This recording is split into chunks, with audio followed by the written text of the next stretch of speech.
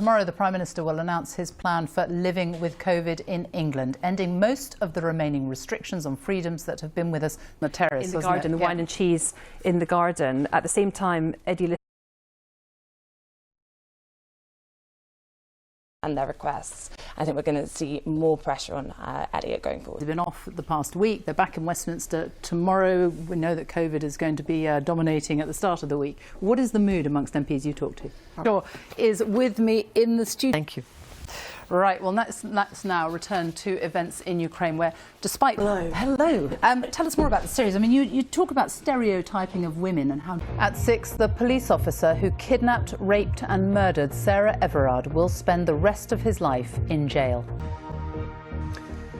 Good evening and welcome to the BBC News at 6. The police officer who murdered Sarah Everard will die in jail after a judge today sentenced him to imprisonment for life. Wayne Couzens pretended to arrest her in London in March. The Prime Minister has told hundreds of young climate campaigners that they have every right to be angry about the lack of action on climate change. Addressing a meeting in Milan, Boris Johnson said he hoped the UN